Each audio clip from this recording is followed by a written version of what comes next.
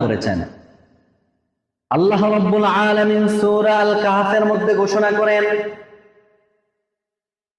106 নং আয়াতের মধ্যে আল্লাহ তাআলা ঘোষণা করে দিলেন, ইন্নাল্লাযীনা আমানু ওয়া আমিলুস সলিহাতি কানাত লাহুম জান্নাতুল ফিরদাউসি নুজুলা।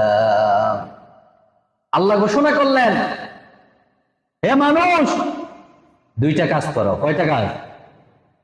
ইন্নাল্লাযীনা আমানু, নিশ্চয় যারা ঈমান আনয়ন করেছে।